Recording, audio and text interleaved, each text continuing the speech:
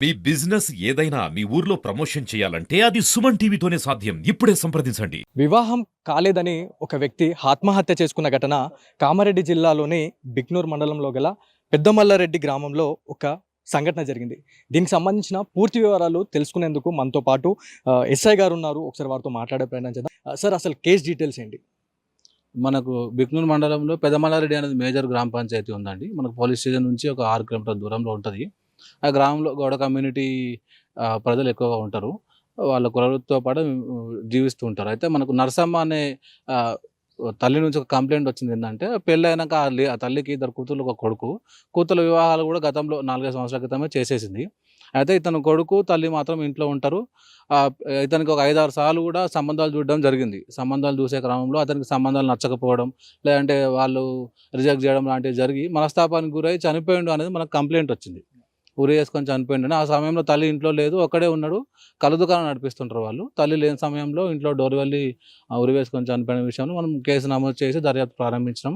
అతని call details కూడా పరిశీలించినాం. తర్వాత వాళ్ళు ఇచ్చిన కంప్లైంట్ పరంగా కూడా మనం ఎంక్వైరీ చేస్తే వాస్తవానికి కూడా ఒక 5, 6 సార్లు రకరకాల విలేజ్‌ల వాళ్ళు వచ్చి కంప్లెయింట్లు ఇచ్చి అంటే సంబంధాలకు వచ్చి సంబంధాలు సెట్ అవ్వక ఇతను 2, 3 సార్లు కూడా తల్లితోటి చనిపోతా నేను, నాకు పెళ్ళిళ్ళు సెట్ అవ్వట్లేదని బాధపడుతూ చెప్పేవాడంట. ఇరుగు పొరుగు వాళ్ళని కూడా ఎంక్వైరీ చేసినాం.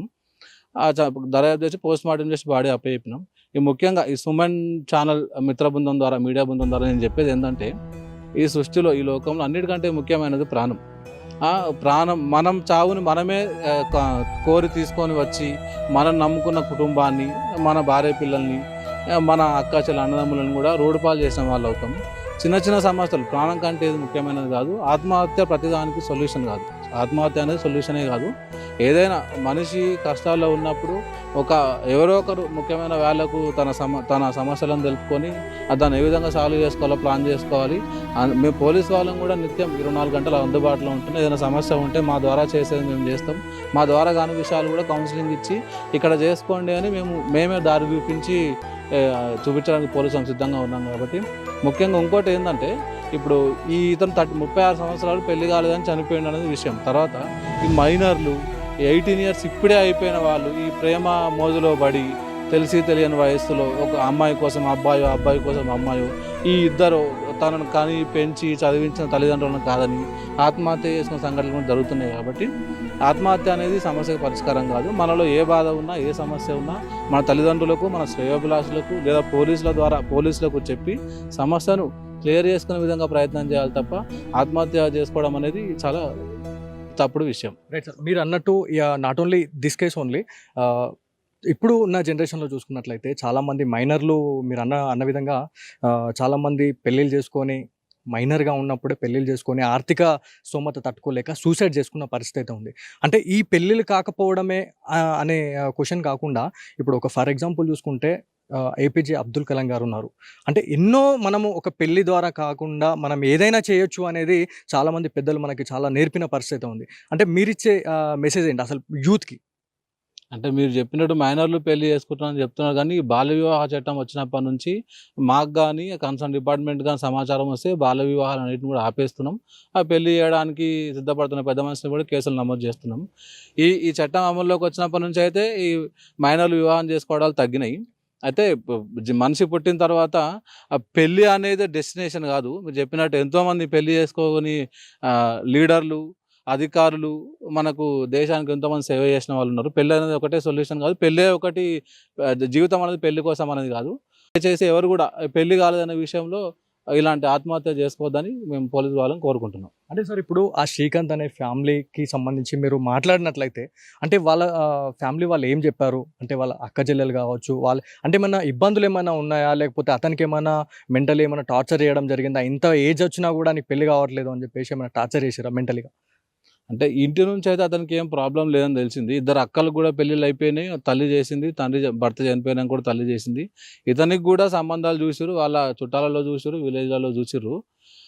పెళ్లి కావట్లేదు అనేది మనసులో పెట్టుకున్నాడు. ఇంట్లో ఒకసారి తల్లికి, పెద్ద మనుషులకు కూడా, అంటే 1, 2 సార్లు సంబంధాలకు పోయినప్పుడు ఈ పెళ్లి కాకపోతే నేను ఇది సెట్ కాకపోతే చనిపోతాను అంటూ ఉండేవాడంట. చివరికి తను ఏదైతే అనుకున్నాడో ఆ విధంగానే ఆత్మహత్య చేసుకొని చనిపోవడం జరిగింది. చాలా బాధాకరం. అంటే ఈ శ్రీకాంత్ గారి గురించి మాట్లాడినట్లయితే అంటే ఏం చేసేవాళ్ళు? అంటే వృత్తిరీత్యా ఏం పని చేసేవారు? దానికి సంబంధించి ఆయన జీవన విధానం ఎట్లుండేదనేది ఏమైనా తెలుసుకున్నారా? శ్రీకాంత్ గౌడ కమ్యూనిటీకి చెందిన వాళ్ళు కాబట్టి మనకు అంటే నేను ఈ పోలీస్ స్టేషన్‌కి వచ్చినప్పటి నుంచి కూడా నాకు సుపరిచితుడే. పెదమల్లారెడ్డిలో ఒక అంటే మెయిన్ చౌరస్తా దగ్గరనే వాళ్ళ ఇల్లు ఉంటది. వాళ్ళు ఆ కల్లు లైసెన్స్ తీసుకొని కళ్ళు నడిపించుకొని జీవితం సాగిస్తుంటారు. ఇది కాకుండా కూడా వ్యవసాయం చేస్తున్నారని తెలిసింది. ఆర్థిక ఈ చావుకు ఆర్థిక ఇబ్బందులైతే కారణం కాదు. ఆ మనసులో ఏదో పెట్టుకొని సమాజం ఏమనుకుంటుందో 36 సంవత్సరాలకొచ్చినా ఇంకా పెళ్లి కాకపోతే ఇంకా అతనిలో ఏమైనా లోపాలున్నాయేమో అనుకుంటదేమో అని మనస్తాపానికి గురై చనిపోయిండు అనేది మాత్రం మాకు తెలుస్తున్నది. Right sir. మీరు చెప్పిన దాని ప్రకారమే చూస్తున్నట్లయితే చాలామంది మన ఫ్యామిలీ కోసం బతకకుండా బయట వాళ్ళ గురించి వాళ్ళేమనుకుంటారో, వీళ్ళేమనుకుంటారో అని చెప్పేసి చాలామంది సూసైడ్ వరకు వెళ్తా ఉన్నారు. అంటే పబ్లిక్ గురించి మనం బతకాల్సిన అవసరం లేదు అని చెప్పేసి ప్రతి ఒక్కళ్ళు తెలుసుకోవాల్సిన విషయం ఉంది. దీనికి సంబంధించి మీరేం చెప్తారు? మీరు చెప్పిందే కరెక్టు. మనం మనిషి పుట్టిన తర్వాత ఫస్ట్ మన కుటుంబమే ప్రయారిటీ 1. మన కుటుంబం ఏమనుకుంటుంది, మన కుటుంబం కోసం మనం ఏం చేసినాం, మనం మన కుటుంబం నుంచి ఏం పొందినాం అనేదే ముఖ్యము. బయట వాళ్ళు ఏమనుకున్నా అనవసరం. సమాజంలో ఆ సిద్ధాంతాల ప్రకారం బతుకుతాం, అది అందరితోటి సాధ్యమవుతుంది. కొన్ని మనకు వ్యక్తిగత కారణాల వల్ల కొన్ని మనం అనుకున్నట్టు జరగవు. దానికి ఆత్మహత్యే సొల్యూషన్ కాదు.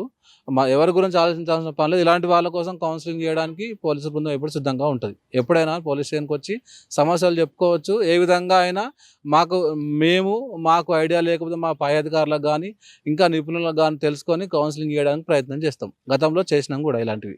అంటే ఫైనల్‌గా మీరు చెప్పే విషయం అతనికి ఎలాంటి కలహాలు లేవు, ఎలాంటి గొడవలు లేవు అని చెప్పి చెప్తారు. ఆర్థిక సమస్యలు కానీ లేవు.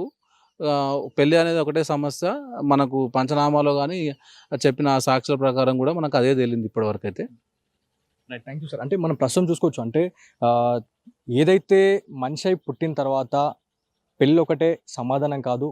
ఈ పెళ్ళి కాకుండానే చాలామంది మహామేధావులు చాలామంది ఎన్నో గొప్ప విషయాలను కనిపెట్టారు. అదేవిధంగా ఎన్నో పదవులలో మనం చూసాము. ఏదైతే ఫర్ ఎగ్జాంపుల్ చూసుకున్నట్లయితే ఏపీజే అబ్దుల్ కలాం గారు కూడా ఒక పెళ్ళి కాని ఒక మహానుభావుడే. అయితే దీన్ని ఇన్స్పిరేషన్‌గా తీసుకొని ప్రతి ఒక్కళ్ళు యూత్ కావచ్చు, ఎవరైనా ప్రతి ఒక్కరు ఒక ఎయిమ్‌తో బయటకెళ్ళాలి, ఎయిమ్‌తో ముందుకెళ్ళాలని చెప్పేసి పోలీస్ డిపార్ట్మెంట్ అంతా చెప్తా ఉంది. ఇది ఇవాళటి స్పెషల్ స్టోరీ. కెమెరా పర్సన్ శేఖర్‌తో బాలు, సుమన్ టీవీ, బిక్నూర్ నుంచి.